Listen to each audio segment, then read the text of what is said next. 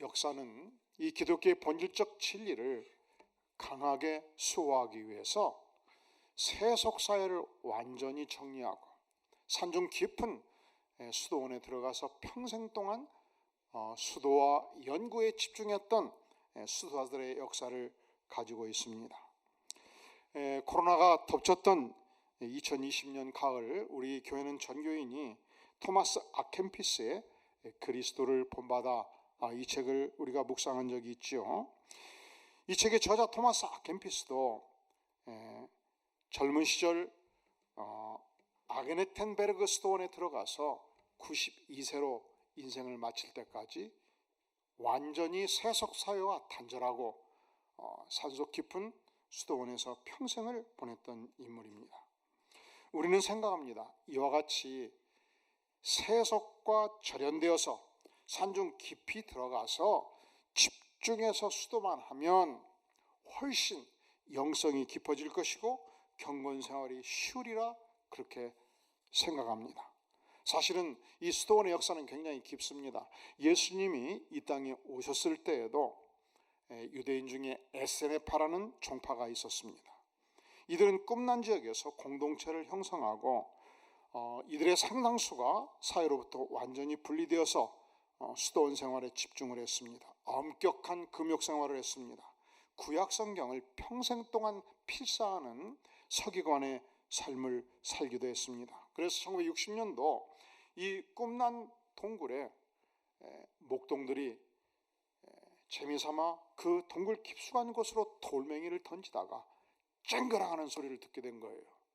무언가 있다 해서 목동들이 그 안에 깊숙이 들어갔을 때 놀랍게도 이 성경 원본들이 그곳에 이 거대한 항아리 안에 이사야서 기타 등등의 성경들이 보관되어 있었던 것입니다. 바로 그 성경을 필사했던 공동체가 꿈난 공동체였고 에세네파였고, 말하자면 세속과 절연된 집중해서 하나님께 나아갔던 백성들의 삶을 보여주고 있는 것입니다.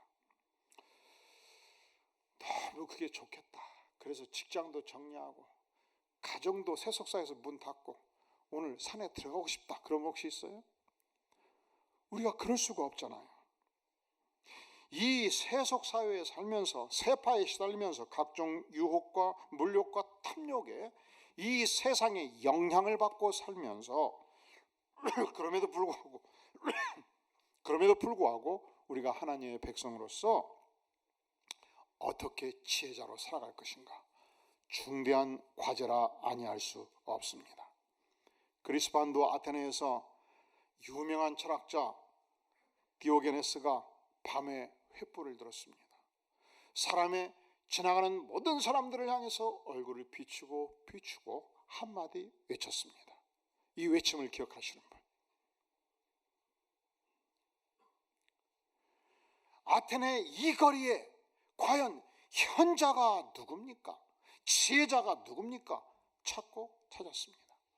우리 전능하신 하나님께서 산중 깊이 있는 수도사를 향해서 말씀하지 않습니다. 바로 세속사회를 살아가는 저와 여러분들을 향해서 하나님을 올곧게 섬기는 참된 지혜자가 한 사람이 어디 있냐고 주께서 찾습니다. 그렇다면 우리는 오늘날 이 세속의 영향을 받는 이 사회 속에서 어떻게 사는 것이 참 지혜자의 삶인가 묻지 않을 수 없습니다. 우리 다 함께 8장 1절 2절 같이 읽겠습니다. 시작. 누가 지혜자와 같으며 누가 사물의 이치를 아는 자이냐? 사람의 지혜는 그의 얼굴에 광채가 나게 하나니 그의 얼굴에 사나운 것이 변하느니라.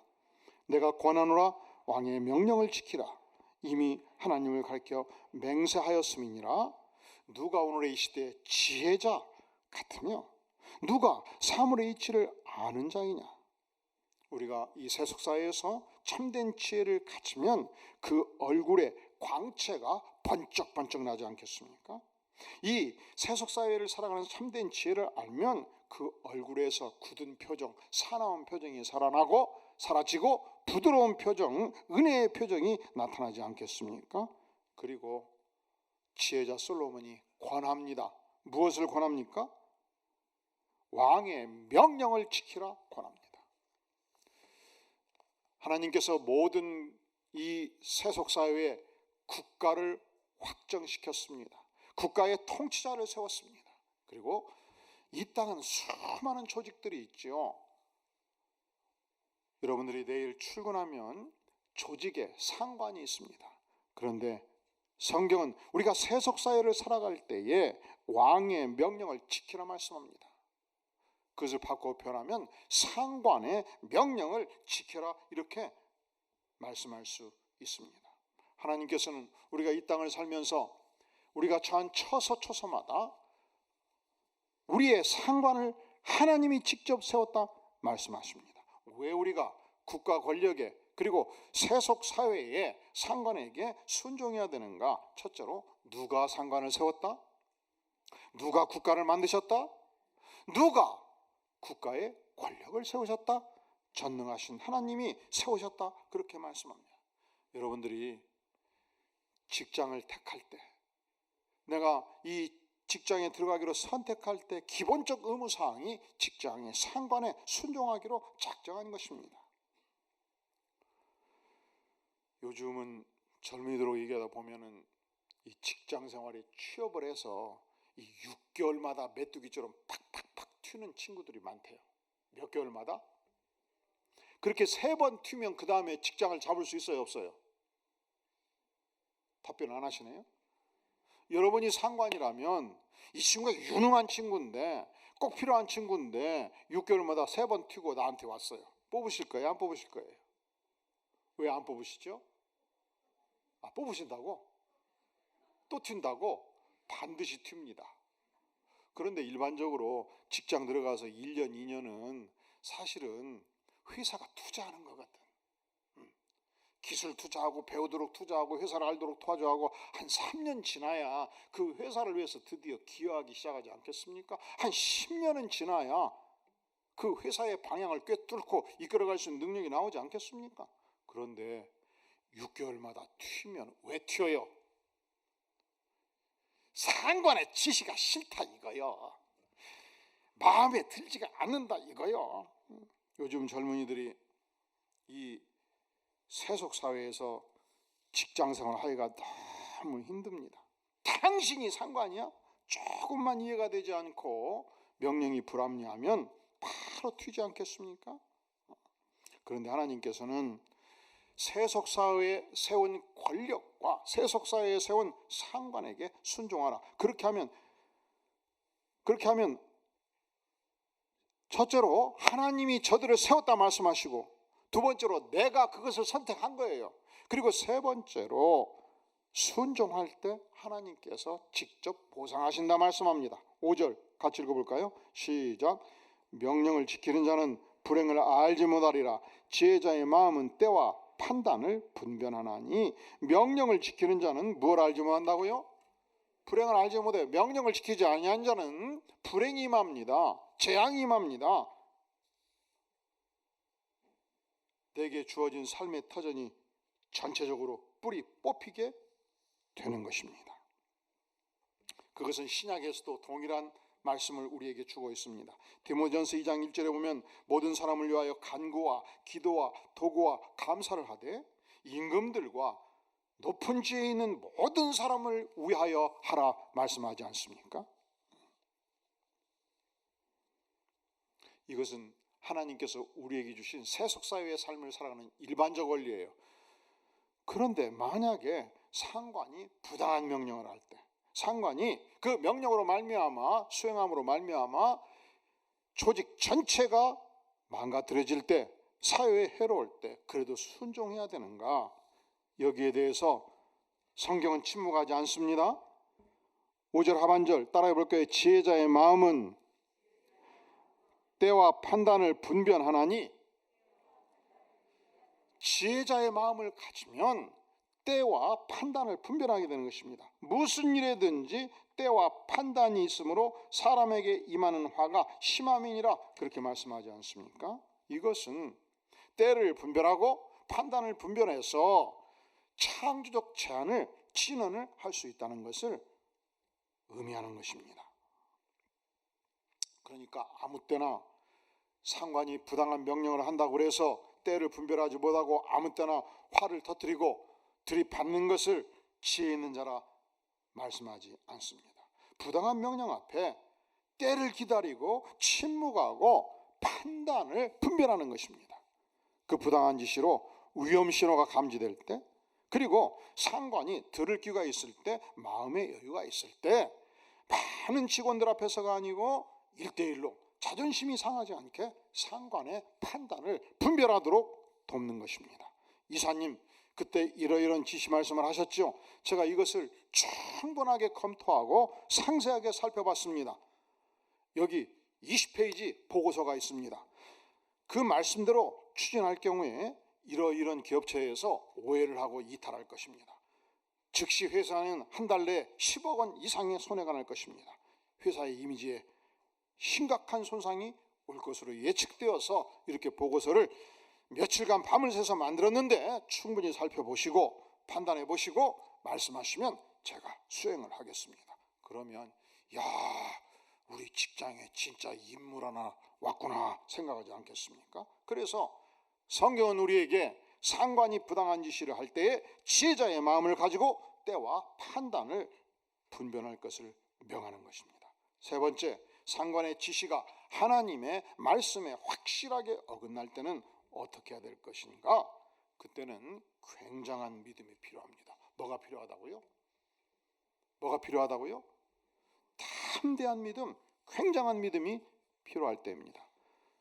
구약시대 모세가 출생할 당시 이스라엘 백성들은 애굽에서 노예 생활을 하고 있었습니다. 400년 전 저들은 70명으로 시작된 야곱의 일족이었습니다. 한 가족에 불과했는데 400년이 지나서 100만 명 이상의 민족으로 발전하게 된 것입니다. 문제는 새로운 왕이 이 이스라엘 백성들로부터 위협을 받게 되었습니다. 이 민족이 거대한 민족이 되었는데 외국과 결탁해서 왕이 나를 제거하지 않을까 두려웠습니다. 그래서 장관들, 건축 감독들에게 명합니다. 이 이스라엘 백성들, 노예들을 향해서 2배, 3배의 힘든 일을 주거라. 휴식을 취하지 못하게 하거라. 벽돌을 굽고 농사를 짓고 국고성을 건축하고 람셋을 건축할 때 혹독하게 부려라. 일하다 죽게 만들어라. 그런데 일을 혹독하게 시키니까 근육이 더 발달을 했습니다. 일을 혹독하게 시켰는데도 불구하고 백성들은 더 왕성하게 자라가기 시작한 것입니다. 안 되겠구나. 이스라엘 백성들을 돕는 모든 산파들을 불러 모으거라. 그리고 산파들에게 명령한 것입니다. 너희가 이스라엘 백성들 중에서 아기를 낳을 때 여자이어든 살려두고 남자이어든 죽여라. 그런데 하나님께서는 인간을 창조할 때 만물의 영장으로 하나님의 형상으로 창조했습니다. 하나님께서는 이스라엘 백성들을 소중하게 분별해 기르셨습니다. 하나님의 백성이었습니다. 한 영혼이 천하보다 귀합니다. 산파들은 왕의 명령에 순종할 것인가 하나님의 말씀에 순종할 것인가 담대하게 결정합니다. 출애굽기 1장 17절에서 그러나 산파들이 하나님을 두려워하여 애굽 왕의 명을 어기고 남자 아기를 살린지라. 따라해 볼까요? 하나님을 두려워하여 애굽 왕의 명을 어기고 남자 아기를 살린지라. 이게 보통 믿음이 아니지요. 이 믿음은 목숨을 각오한 믿음이었습니다. 왕명을 거역하는 믿음이었습니다. 하나님께 전적으로 순종하는 믿음이었습니다. 살아계신 하나님을 경외하기 때문에 왕명을 어기고 남자 아기들을 살려낸 것입니다. 하나님의 백성이 수행하는 제1순위의 사명은 하나님의 말씀을 수행하는 것입니다. 왜냐하면 우리가 믿는 하나님은 전능하신 하나님이요 국가와 민족을 초월하신 전 세계와 우주의 유일한 통치자 하나님이시기 때문에 우리의 우선권은 언제든지 하나님께 있는 것입니다. 저들이 왕명을 어기고 순종했을 때 저들은 죽임을 당했습니까? 출애굽기 1장 20절은 말씀합니다. 하나님이 그 산파들에게 은혜를 베푸시니, 무엇을 베푸시니? 은혜를 베푸시니 백성은 번성하고 매우 강하여지니라. 21절 그 산파들은 하나님을 경외하였으므로 하나님이 그들의 집안을 흥왕하게 하신지라.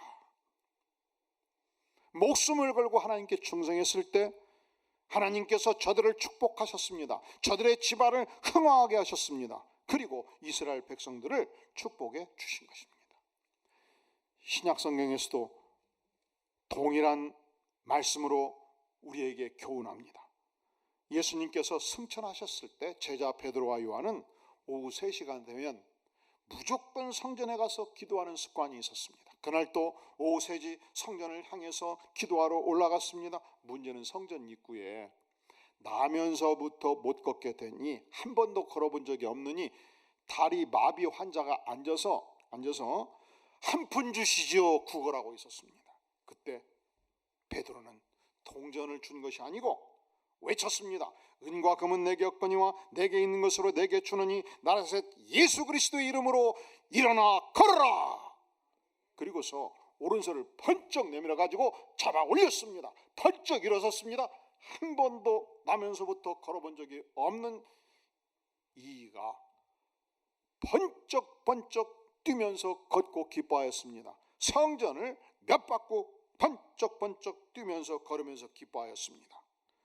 깜짝 놀랐습니다. 사람들은. 왜냐하면 모든 사람들이 성전에 기도하러 올 적마다 그 나면서부터 못 걷게 되니 다리 마비 환자를 보고 봤는데 도대체 어찌된 일인가? 예수의 이름으로 나았다는 사실을 알고 이 소문이 무섭게 퍼져나갔고 하나님을 찬송했고 예수 믿는 자가 엄청나게 늘어나기 시작한 것입니다. 문제는 예수를 잡아 죽인 권세자들이, 지배자들이, 통치자들이 베드로를 소환했습니다. 오늘 이후 예수의 이름으로 도무지 말하지 말라, 가르치지 말라 명했습니다. 이때 베드로가 1초도 주저하지 않고 하나님 앞에서 인간 당신의 말을 듣는 것이 하나님의 말씀 듣는 것보다 옳은가 판단하라 외쳤습니다. 우리는 하나님의 백성으로서 언제든지 이 세속사회에서 하나님의 말씀에 우선권을 두고 사는 사람들입니다. 이 세속사회에서 참된 지혜자의 삶은 무엇인가? 그렇습니다. 하나님 말씀하여 주시옵소서. 언제든지 하나님의 말씀에 우선권을 두고 순종하겠습니다. 이 결단을 가진 자 참된 지혜자라 아니할 수 없습니다. 우리가 이 세속사회에 살면서 어떻게 우리가 참된 지혜자의 삶을 살 수 있을 것인가? 우리 다 함께 15절 한 번 더 봉독합니다. 시작. 이에 내가 희락을 찬양하노니 이는 사람이 먹고 마시고 즐거워하는 것보다 더 나은 것이 헤아려는 없음이라. 하나님이 사람을 헤아려서 살게 하신 날 동안 수고하는 일 중에 그러한 일이 그와 함께 있을 것이니라. 아멘. 이에 내가 전도자 솔로몬이 무엇을 찬양한다고요? 희락을 찬양한다 말합니다. 이는 사람이 먹고 마시고 즐거워하는 것보다 더 나은 것이 헤아려 없다는 거예요. 그러니까 구원받은 백성은, 하나님의 백성은 하나님 안에서 기쁨과 은혜와 즐거움을 충분히 먹고 마시면 누리라 그렇게 말씀하지 않습니까? 1950년대 60년대 전쟁 끝나고 가난하던 시절 예수 믿는 자의 표상이 모습이 이러하였습니다. 남성 집사님들은 검정 양복을 입고 검정 성경을 끼고 조심스럽게 걸고 심각한 우두의 모든 문제를 내가 안고 사는 것처럼 심각한 표정으로 교회 와서 주여 외치고 울고불고 기도하는 모습이었습니다. 여전사님도 검정 치마를 입고 교회 와서 주여 울고불고 기도하는 모습이고 심각한 표정이 예수 믿는 자의 모습으로 경건한 삶으로, 그래서 어찌하든지 육신의 즐거움을 피하고 금욕의 삶을 살고 심각한 표정을 짓고 사는 것을 우리가 믿는 백성이, 그리고 믿지 않는 세상이 그렇게 믿는 자들을 이해하고 있었습니다. 그런데 어찌하여 오늘 솔로몬은 이에 내가 무엇을 찬양한다고 말합니까? 희락을 찬양한다고 말씀합니다. 그리고 우리가 그리스도 안에서 구원받은 백성으로서, 천국 백성으로서 하나님의 영광을 즐거워하며 하나님이 주신 것을 먹고 마시고 파티를 즐겨라, 주께서 말씀하십니다. 이것이 해 아래서 인간에게 주어진, 구원받은 백성들에게 주어진 축복의 삶이라 그렇게 말씀하십니다. 왜냐하면 하나님은 믿는 백성들을 축복하기를 원하시는 하나님이십니다. 왜냐하면 하나님은 복의 근원이 되시는 하나님이십니다. 왜냐하면 하나님께서 우리에게 먹고 마실 권리를 직접 허락하신 하나님이시기 때문에 그렇습니다. 그런 거로 하나님 안에서 항상 즐거워하며 하나님 안에서 항상 기뻐하며 하나님 안에서 항상 영적인 축제를 즐기시기를 주의 이름으로 축원합니다. 이 바베트의 만찬이라는 작품이 있습니다. 이 작품이 영화화되기도 했죠.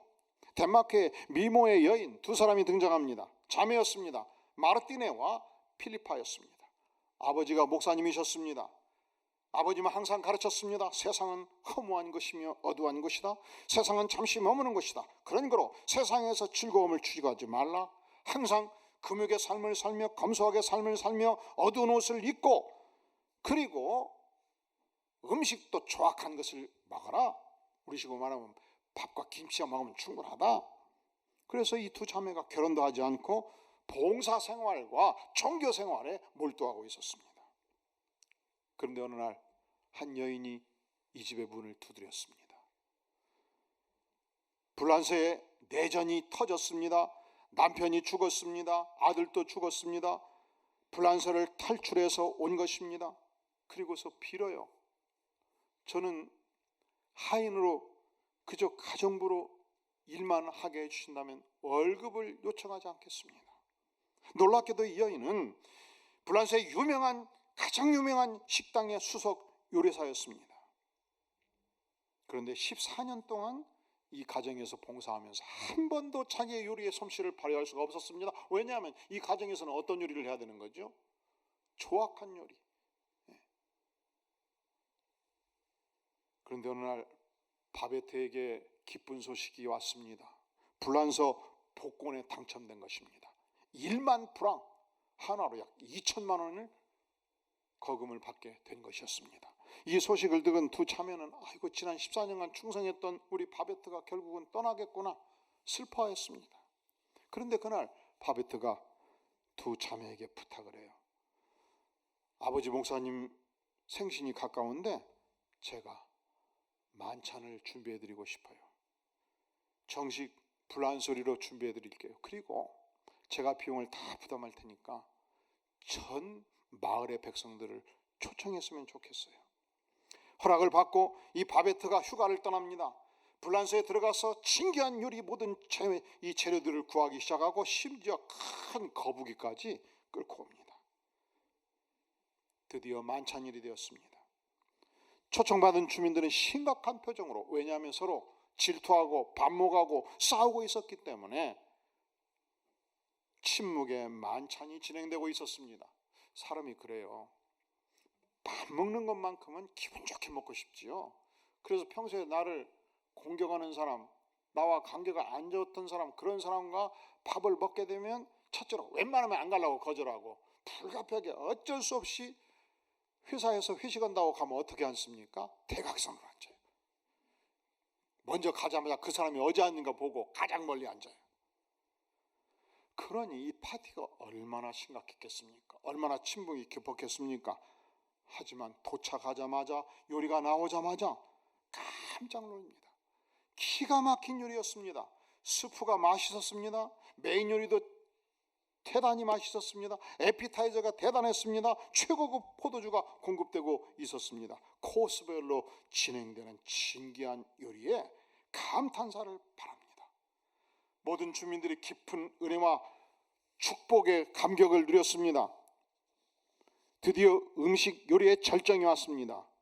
바로 사코파주 요리였습니다. 이 만찬에 참여했던 로렌스 장군이 갑자기 벌떡 일어납니다.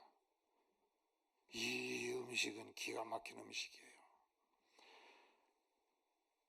불란서에서 가장 유명한 요리집, 장차관들, 체벌들이 드나들었던 요리집, 우리 장군들이 드나들었던 카페 엉글레의 요리도 이보다 맛있진 않았어요. 사실은 바베트가 카페 엉글레 수석 요리사였거든요. 그곳의 수석 요리사는 요리 천재였습니다. 명성이 대단했습니다.